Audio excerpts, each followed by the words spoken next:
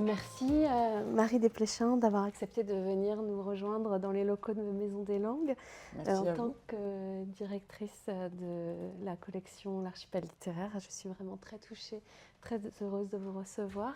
Est-ce que vous pourriez nous dire ce qui, selon vous, fait qu'un jeune lecteur se projette dans un texte, dans un personnage, dans un jeune héros? Je pense que ce qui peut marcher vraiment, c'est quand il y a une...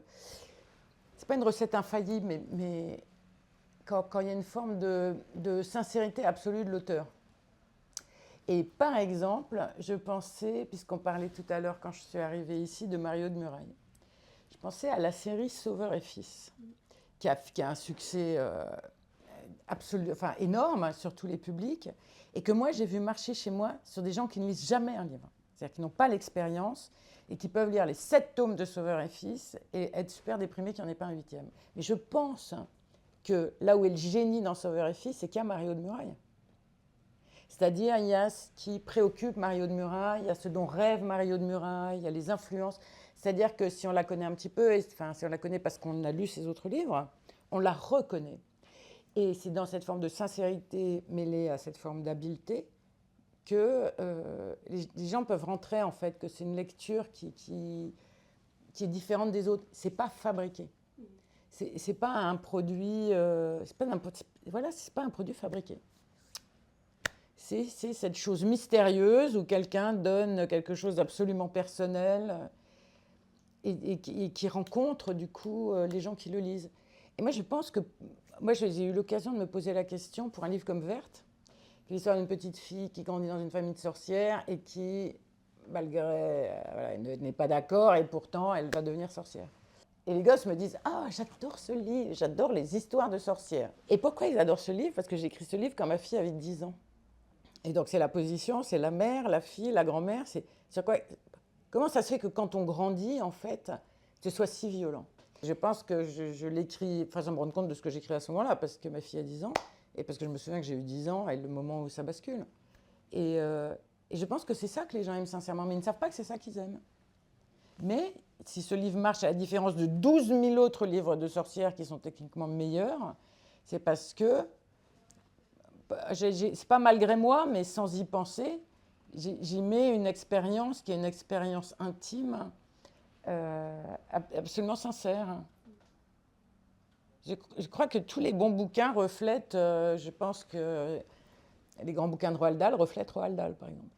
Vous préférez mettre en scène des héros qui vivent des aventures extraordinaires ou des héros du quotidien? Bah moi, si j'avais le choix de ce que j'écrivais, c'est Sophie Scherer qui a entendu dire on n'écrit pas ce qu'on veut, on écrit ce qu'on peut, et ce qui est tragiquement vrai. Moi, j'écrirais Les Royaumes du Nord de Philippe Pullman, hein, c'est sans l'ombre d'un doute. Hein. J'adore ce livre, je trouve ça incroyable de créer un univers de créer des images qu'on n'a jamais vues avant. C'est ça qu'il fait, Pullman, c'est fou, quoi. Il recycle pas des images, il les fabrique. J'adore ce livre, je suis incapable de l'écrire. Donc moi, j'écris ce que je peux écrire. Et souvent, vos personnages, vos héros, s'adressent à la première personne, au lecteur. Ce sont des narrateurs personnages. Alors, il ne s'adresse pas au lecteur, hein, il parle au jeu à la première personne. Oui. Ben, c'est beaucoup plus facile, en fait. Parce que s'ils font jeu, vous avez tout de suite... le discours indirect libre, c'est un peu plus compliqué à mettre en place, plus difficile à gérer. Si vous avez un jeu, vous caractérisez le personnage, tout va passer par lui, c'est le filtre. C'est lui qui fait la sélection de ce que vous racontez ou vous racontez pas parce que vous êtes dans sa subjectivité. C'est beaucoup plus drôle. C'est-à-dire, hein, quelqu'un qui dit jeu peut être marrant. Quand vous êtes à île, créer des situations vraiment comiques, c'est beaucoup plus difficile. Non, c'est peut-être une solution de facilité. C'est plus agréable à écrire, plus Et marrant. pour le lecteur, peut-être aussi Ça à dépend, parce que quand recevoir. c'est bien fait, si c'est à la troisième personne, ce sera très plaisant aussi. Hein. Vous avez beaucoup créé d'albums. Certaines de vos œuvres ont aussi été adaptées en bande dessinée. Est-ce que l'image est très importante pour vous? Est-ce qu'il vous arrive de griffonner ou de représenter les héros que vous inventez ou pas du tout? Alors, je ne sais pas du tout à quoi ils ressemblent les héros, en fait. J'ai vraiment pas d'idée de leur physique. Ça, je pense que c'est plutôt un avantage, parce que Verte, par exemple, Verte peut être de n'importe quelle couleur. Je je pense même pas à ma fille, puisque quand je l'écris, je ne sais pas que je raconte cette histoire-là. Donc en fait, non. En revanche, ce que je peux faire, c'est les plans de là où ils habitent. Je peux faire le plan de leur quartier, je peux faire le plan de leur appartement. Et quand on a travaillé avec les dessinatrices, j'ai eu la chance de travailler avec des gens, je me suis toujours très très bien entendue avec les gens qui ont adapté les livres en fait, parce que c'est plus vraiment mon livre, ça devient le leur, hein, c'est un tel travail, une bande dessinée. On a parlé de l'âge des personnages, ça c'est très très important. De ne pas se tromper d'âge, parce que ce qu'ils vivent à ce moment-là, ils ne pourraient pas le vivre 2 ans avant ou 2 ans après. C'est pareil pour Aurore, c'est pareil pour Vert. À 2 ans près, vous n'êtes pas le même. Donc on a parlé de l'âge et on a parlé du milieu social, parce que ça c'est très important aussi de savoir dans quel milieu social ça se passe, et de comment est l'appartement. Alors après, ce qu'elle montre n'est pas forcément ce que j'avais imaginé, puisque moi je vais toujours revoir l'appartement de machin, la maison de ma grand-mère, bon, ils n'ont pas les mêmes... Mais quelquefois, il y a des belles coïncidences. Hein. Magali Lehuche, elle dessine des jardins du Nord avec des murs en briques, par exemple. C'était la vraie super bonne surprise. Et Agnès Mauprey, quand elle dessine Aurore, en fait, je lui disais, j'ai les corps complètement flex de l'adolescence, quand les gens sont toujours affalés ou roulés, ou vraiment comme des... Et elle fait ça génialement. Donc, c'est plus de ça qu'on parle. Sinon, moi, j'adore les images. Vous nous avez parlé des livres que vous aimiez beaucoup de Marie-Aude Murail, notamment. Et si on revient à Marie Desplechin, jeune lectrice, enfant ou adolescente, est-ce que vous pourriez nous parler des héros qui vous ont marqué, ou de lectures qui vous ont constitué? Ben, je ne sais pas. J'ai commencé à lire tôt, en fait. Je fais partie des enfants qui ont appris à lire avant d'aller à l'école. Et après, comme les lecteurs précoces, j'ai beaucoup lu, en fait. Je lisais absolument tout, systématiquement. La bibliothèque, mes parents, ce qu'il y avait chez mes grands-mères. Après, je lisais La Comtesse de Ségur. J'ai toujours adoré La Comtesse de Ségur, et toute ma vie. Et plus j'ai vieilli, plus j'ai compris pourquoi. Et je trouve ça extraordinaire, ce qu'elle fait. Donc j'ai lu ça, mais je lisais... qu'est-ce que je lisais?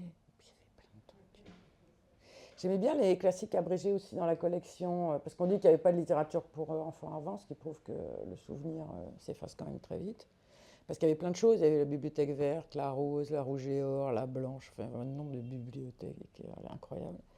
Et j'aimais bien, par exemple, les résumés, les classiques abrégés, la tulipe noire, je me souviens, avant de les lire en entier, j'ai tout lu en abrégé, ça j'aimais bien. Alors vous étiez une grande lectrice, aujourd'hui beaucoup d'enseignants constatent que les élèves lisent de moins en moins.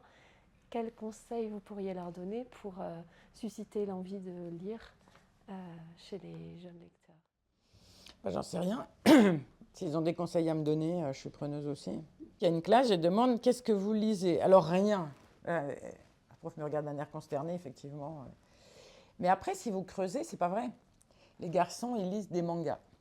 Et c'est marrant parce que alors, ils sont très étonnés que je connaisse ces mangas qu'ils lisent, qui sont des mangas qui ont 40 ans en fait. C'est des mangas qui ont l'âge de mes propres enfants quand j'ai commencé à les lire avec eux, Naruto, Dragon Ball, One Piece. Bon, j'ai l'impression vraiment de...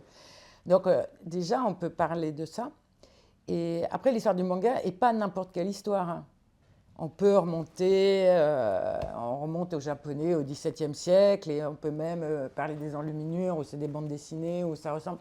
Vous parliez tout à l'heure de l'image. Tout ce truc sur l'image, c'est incroyable. On peut parler de ça. Et puis cet imaginaire incroyable du Japon quand même.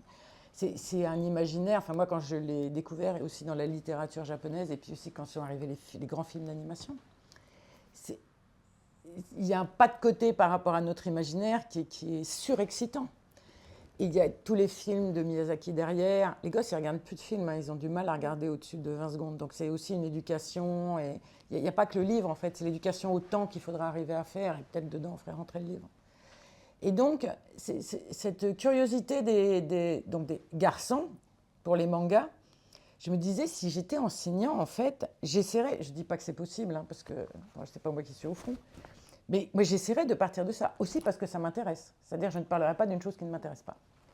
Donc, j'essaierais d'étendre le domaine de ça. Voilà, c'est ça, de montrer que ce n'est pas restreint, en fait. C'est un accès, c'est comme ça. Et alors, les filles, les quelques-unes qui lisent évidemment de la dark romance. Et la dark romance, elle dit, oh, pou, la dark romance. Non. Elles lisent ça, c'est bien qu'il se passe un truc.